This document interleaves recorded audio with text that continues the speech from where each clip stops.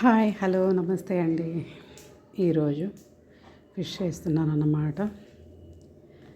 ముందుగా ఒక అర టేబుల్ స్పూన్ మెంతులు, ఆవాలు వేగించుకున్నాను అన్నమాట. వేగించి పక్కన పెట్టేశాను. ఇప్పుడైతే అంటే మనకి చేపల పులుసు అంటే ఆయిల్ ఎక్కువ పడుతుంది, అందుకని నేను ఒక 2 గంటలు అయితే వేసాను అన్నమాట. అందులో ఒక ఆనియన్, ఒక టమోటా, 2 పచ్చిమిర్చి కట్ చేసి వేసాను. అవి వేగేంత వరకు అలా కలుపుతూ ఉండాలన్నమాట. అవి వేగిన తర్వాత ఆల్రెడీ నేను చేప ముక్కలన్నీ క్లీన్ చేసి అందులో సాల్టు, కారం, పసుపు 3 కలిపి ఒక 1/2 అవర్ అటు పెట్టేసాను అనమాట పక్కన. ఇప్పుడు మనకి ఒక 50% ఆనియన్ అన్నీ వేగిన తర్వాత ఈ ముక్కలన్నీ వేసేసుకోవాలన్నమాట. అందులో అలా వేసేసి బాండిని అలా కదుపుకోవాలి. మనం గంటతో కలిపామంటే చెదిరిపోతుంది. అలా కలుపుకొని 10-15 నిమిషాలు దాన్ని మళ్ళా మగ్గనివ్వాలన్నమాట. ఇది ఇలా చేయమని ఫ్రెండ్ చెప్పింది. ఈసారి నేను మార్చాను అనమాట. మామూలుగా అయితే ఇలా చేయను నేను. ఫ్రెండ్ చెప్పింది ఇలా చేయి బాగుంటుంది, మనకి 2 డేస్ బయట ఉన్నా కానీ బాగా టేస్ట్ ఉంటుంది, ఏం పాడవదు అనింది. మామూలుగా నేను చేస్తే క్యాజువల్గా నైట్ ఫ్రిడ్జ్లో పెట్టాల్సి వస్తుంది అనమాట. ఒకసారి ట్రై చేద్దామని చేస్తున్నాను. ఇలా మన 10-15 నిమిషాలు ఆయిల్లోని ఆనియను, టమాటాలు కొంచెం మగ్గాలన్నమాట చేప ముక్కలు. ఇప్పుడు చింతపండు పులుసు వేసుకుంటున్నాను.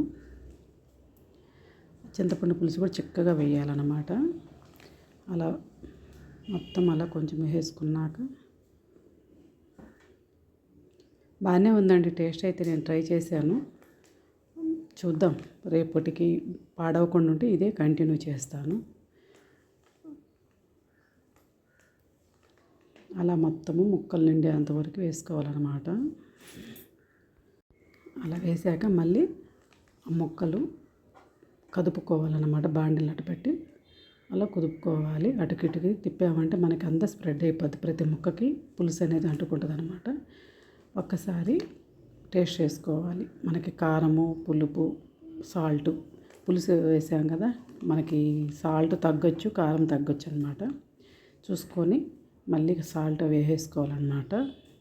వేసేసుకున్న తర్వాత మనకి ఉడకడానికి రెడీ అవుతుంది. మనకు అన్నీ కరెక్ట్గా సరిపోయినాయి. ఇప్పుడు ఆవపిండి, మెంతిపిండి ఎంత లైట్గా వేసుకోవాలండి, లేదంటే చేదు వస్తుంది. అందులో ఒక 4-5 చిన్నుల్లిపాయ చేత వేసుకున్నాను.